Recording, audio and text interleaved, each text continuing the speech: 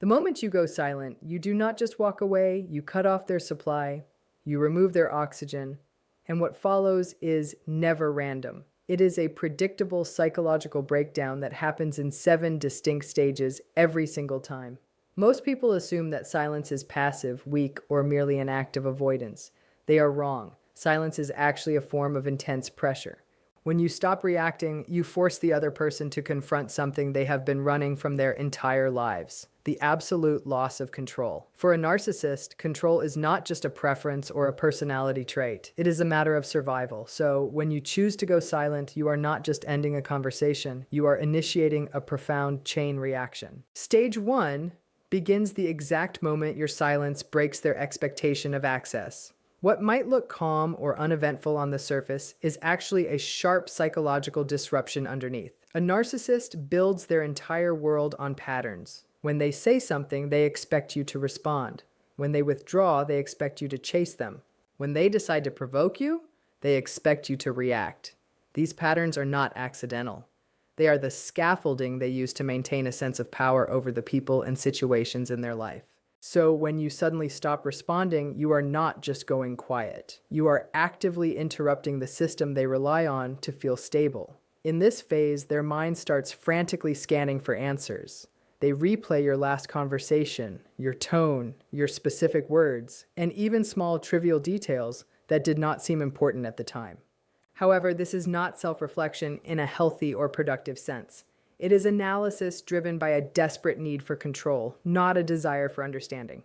They are not sitting there asking if they hurt you. Instead, they are asking themselves why you are no longer behaving the way they expect you to, and more importantly, they are wondering how they can regain their influence over you. What makes this stage so powerful is the presence of uncertainty. Narcissists are incredibly uncomfortable in situations they cannot predict. Your silence creates a void where their usual assumptions stop working entirely. They do not know if you are upset, if you have finally moved on, or if you are ignoring them on purpose. That lack of clarity creates massive internal tension. The longer the silence continues, the more that tension builds because they are accustomed to quick emotional feedback, not an absolute absence. At this point, they have not yet shifted into outward anger or dramatic reaction. Instead, they are mentally circling the situation, trying to piece it back together without showing any vulnerability. They may even appear completely unaffected externally, acting as though they are distracted or behaving normally, but internally, there is a mounting, frantic need to resolve the disruption. This is the moment where their control begins to slip, not because you confronted them, but simply because you stopped being present. That absence forces them into a position they are not equipped to handle, where they are no longer setting the pace or directing the interaction. Stage 2 unfolds as a protective reaction to the intense discomfort created in the first phase. Instead of moving toward clarity or honesty, the narcissist moves deeper into the world of distortion. Denial is not just refusing to accept reality. It is an active, ongoing rewriting of it. Your silence has already disrupted their sense of control, but accepting that reality would mean admitting they are not as influential or important in your world as they previously believed. That realization is a direct threat to their entire identity. So the mind immediately begins constructing a safer, more comfortable narrative. They start telling themselves that nothing has truly changed. They convince themselves that you are just busy, distracted, overly emotional, or simply going through something temporary. In their internal script, your silence is not a conscious decision. It is just a phase. This allows them to stay psychologically comfortable without having to confront the terrifying possibility that you are intentionally withdrawing from them. Because if your silence is intentional, it means you are acting independently of their influence, and that idea is completely unacceptable to them. This stage often comes with a strange, quiet sense of false confidence. They may genuinely believe you will return on your own, that you always have in the past, and that this pattern will eventually correct itself without them having to put in any real effort. They lean on past experiences where you reacted, forgave, or re-engaged, using those memories as evidence that this situation is no different. It is a form of mental anchoring where they use the past to override the reality of the present. What is important to understand here is that they are not yet trying to reach out in a meaningful way because, in their mind, there is no real problem to solve. Reaching out would mean acknowledging a shift in the power dynamic, and denial prevents that acknowledgement from happening. So instead, they just wait, they expect, they assume the silence will break on its own accord. However, underneath that surface level confidence, there is still the lingering tension from the previous stage. It does not disappear, it just gets shoved down. The longer your silence continues, the harder it becomes to maintain this illusion because the reality of your absence keeps pressing against the story they have created. Eventually, that pressure forces movement into the next phase, where they can no longer rely on assumptions alone. Stage 3 is where that layer of denial starts to crack, and their behavior begins to replace their assumptions. Up to this point, they have been managing the situation internally, telling themselves a story that keeps their sense of control intact, but the fact that the silence continues forces them to take action. This is not about missing you or wanting a genuine, loving connection. It is strictly about verification. They need data, and the only way to get it is to test whether you are still within their reach. The first contact is rarely direct or emotionally honest. It is calculated to look casual or even almost accidental. They might send a simple message or ask a neutral question, something that does not expose their own vulnerability. This allows them to probe your defenses without risking their fragile ego. If you respond, even in the smallest, most minimal way, it confirms to them that the connection is still active and that the control loop has not been fully broken. In their mind, your response is not just communication, it is permission to continue. If that first attempt does not get a response, the strategy begins to shift. They may adjust their tone, their timing, or their approach entirely. Sometimes it becomes slightly more personal, and other times it becomes more indirect. They might reference a shared memory, bring up something practical, or even create a false reason to engage with you. Every single move is designed to trigger a reaction without them appearing desperate, because appearing desperate would mean losing status, and maintaining that image of superiority is absolutely critical to them. What makes this stage so important is that it reveals their deep dependence on your feedback. They are fundamentally uncomfortable operating without a signal from you. Your silence forces them into a state of deep uncertainty, and testing you becomes their primary way of trying to collapse that uncertainty back into something they can predict. It is a controlled attempt to pull you back into the pattern where they feel secure. At the same time, a sense of frustration begins to build beneath the surface. Each ignored attempt adds more pressure because it challenges their fundamental expectation of influence over you. They start to realize that this situation might not resolve itself on its own. But instead of accepting that they have lost control, they push a little bit harder, adjusting their tactics and increasing their effort, all while trying to maintain the outward appearance that they are unaffected and fully in control of the situation. Stage 4 begins when their attempts to reestablish contact fail to produce the expected response, and the emotional tone shifts from controlled curiosity to genuine irritation. Up to this point, they have been operating under the assumption that a small push would restore the dynamic, and that you would eventually respond and fall back into the familiar, predictable pattern. When that does not happen, the situation stops feeling like a minor delay and starts feeling like an act of resistance. And resistance is something they take incredibly personally. This irritation is not always loud or obvious at first. It often shows up as subtle changes in how they communicate. The messages may carry a sharper edge, a hint of sarcasm, or a thin layer of passive-aggressive undertone.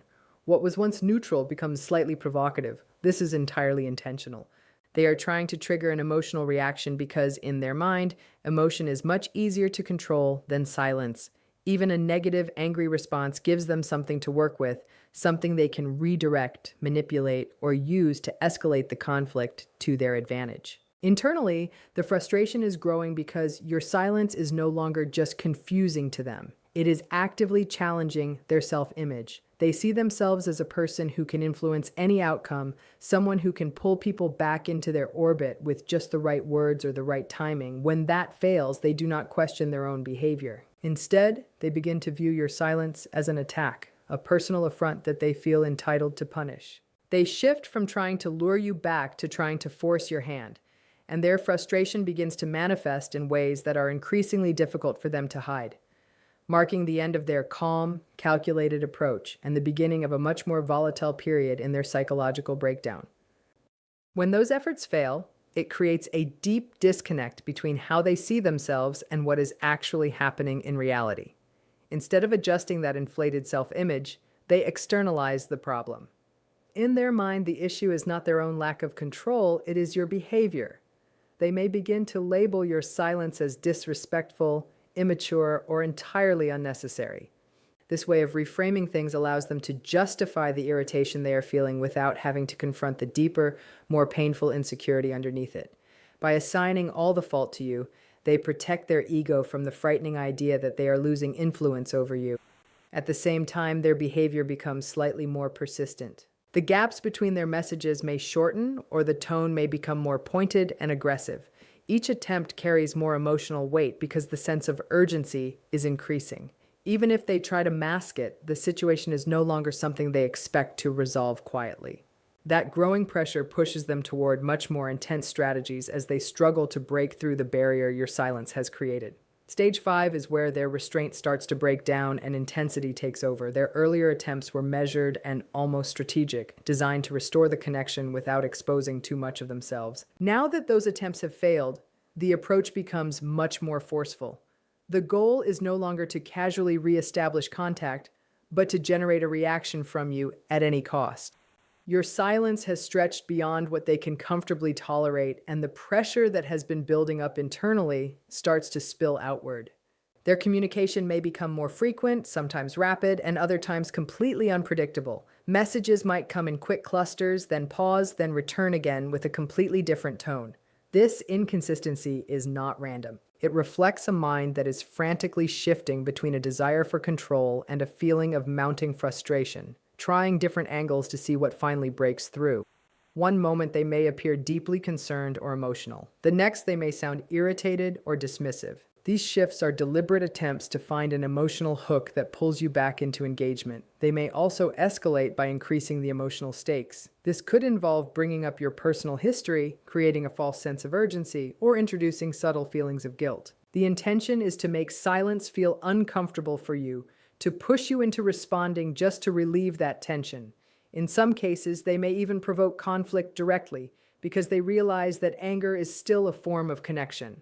A heated response is much easier for them to manage than complete absence. What defines this stage is the total loss of subtlety. The controlled image they worked so hard to maintain earlier begins to crack, and their desperate need for your feedback becomes more visible. Even if they try to appear composed, the frequency and intensity of their behavior reveal their underlying urgency. They are no longer testing you quietly. They are actively trying to force movement in a situation that has become completely stagnant from their perspective. At the same time, there is a growing sense of instability beneath all their actions. The lack of response removes the structure they rely on, and without that structure, their behavior becomes more erratic and reactive. Each unanswered attempt amplifies the pressure, pushing them further into escalation as they try to regain a sense of control over something that is no longer responding to their usual methods. If you have ever felt guilty for going silent, you need to understand this. You are not playing games, you are breaking one. Stay with me, because the next stages reveal what they never show to anyone else. Stage 6 begins when their repeated escalation fails and the reality of lost control can no longer be pushed aside. At this point, their mind shifts into full protection mode. Instead of trying to pull you back in, they start pushing you down in their own perception. This is where devaluation takes hold. It is not a calm or rational reassessment of who you are. It is a defensive reaction designed to reduce the psychological impact of not being able to reach you. Up until now, their efforts were focused on regaining influence. But when those efforts do not work, continuing to see you as important becomes too painful for them. Importance implies loss, and loss implies powerlessness. To avoid feeling that, they begin to rewrite your value. They may tell themselves that you were never that significant, that the connection was exaggerated, or that you were the problem all along. This shift allows them to detach without having to feel defeated. This devaluation often shows up in subtle or indirect ways. If communication still exists, the tone may become dismissive, cold, or even critical. They might downplay shared experiences or act as if your absence has no effect on them whatsoever. In some cases, they may speak about you to others in a minimizing or negative way, not necessarily because they believe it fully, but because repeating it reinforces the narrative they need to maintain to keep their ego intact. What makes this stage important is that it reveals a much deeper layer of insecurity. Genuine indifference does not require explanation, but devaluation is full of explanations. The more they try to convince themselves that you do not matter, the more it indicates that your silence has had a massive, undeniable impact on them. It is a psychological trade-off where they sacrifice the positive image of you just to preserve their own fragile sense of stability. At the same time, there is still unresolved tension underneath this shift. Devaluation does not fully remove the need for control. It just masks the deep discomfort of not having it. The absence of your response continues to exist in the background, and while they may act as if they have moved on, the internal conflict between needing your validation and denying its importance remains active, creating a very fragile sense of closure. Stage 7 is the point where all external strategies have finally failed, and there is nothing left to control, influence, or provoke, so the entire process turns inward. This is not a dramatic breakdown in most cases, and it is not something visible or obvious to others, but it is a quiet internal collapse of the structure they were using to hold themselves together. Your silence has removed the feedback they depend on, and without that constant feedback, they are left alone with their own unfiltered, anxious thoughts. What makes this stage different is the absolute absence of distraction. Earlier, they could focus on messaging you, analyzing your behavior, or reacting to you. Now, there is no response to work with, no signal to interpret, and no movement to chase. That emptiness creates a massive space, and that space forces them into an unwanted awareness. The identity they project to the world relies heavily on external validation, on being seen, responded to, and emotionally engaged with. When that disappears, even for a short time, it exposes how much of their stability was built on other people rather than being anchored within themselves. Internally, this can feel like a total loss of grounding. They may cycle through thoughts trying to make sense of what happened, but without a clear answer, those thoughts do not resolve. Instead, they just loop endlessly. Questions about control, importance, and their own relevance begin to surface, even if they are not consciously acknowledged. This is where their discomfort deepens, because there is no longer a simple way for them to redirect it outward. At the same time, they may try to quickly replace the missing validation by shifting their attention elsewhere, seeking new interactions or distractions to fill the gap. But replacement does not fully solve the disruption that your silence created. The contrast remains. The fact that they could not regain control in this situation lingers in the background, creating a subtle, permanent fracture in their self-perception. This stage is not about personal growth or a healthy realization. It is about total exposure. Your silence removes the external structure they rely on. In that absence, they are confronted with a version of themselves that is not reinforced, not validated, and not in control, which is the one position they are least equipped to tolerate. There is not a true 8th stage in the original sequence because what follows is not a new phase of collapse. It is simply what comes after the collapse has already occurred. At this point, the internal pressure created by your silence has reached a level that cannot be sustained without some form of adjustment. The system they rely on has already broken down. So, now the focus shifts toward restoring balance, not by resolving what happened with you, but by rebuilding their sense of control somewhere else entirely. This often shows up as a rapid redirection of their attention. They may seek out new people, new conversations, or new environments where they can quickly reestablish the feedback loop they lost. The goal is not connection in any meaningful sense. It is stabilization. They need responses, reactions, and engagement to reconstruct the identity that was disrupted. This can happen quite quickly because it is driven by pure urgency, not by depth. The faster they can secure new attention, the faster they can reduce the intense discomfort created by your absence. At the same time, they begin to solidify a narrative about you that supports this shift. You may be framed as difficult, distant, or not worth the effort. This narrative is not just for others, it is for themselves. It helps close the loop in their mind without requiring them to confront the loss of control they experienced. By redefining the situation, they create a version of events where they are not the one who was affected by your actions.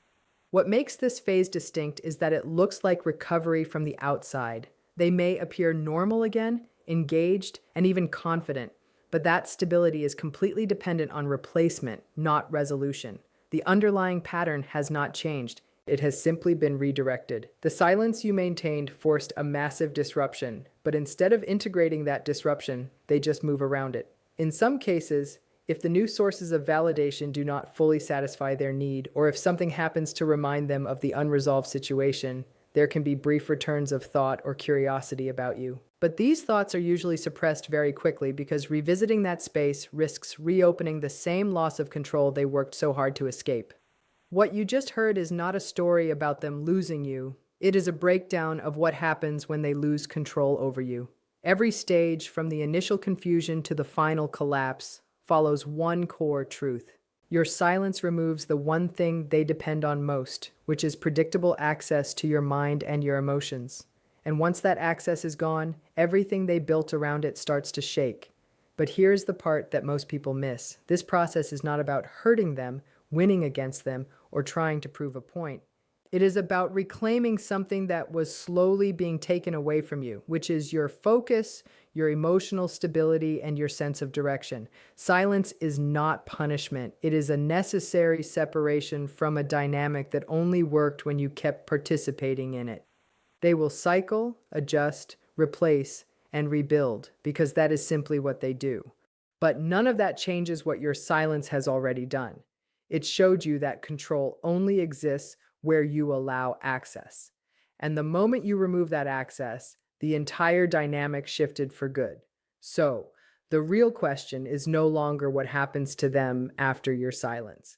The real question is what happens to you when you finally stop explaining yourself, stop reacting, and stop being available to what was draining you for so long, because that is where the real shift begins.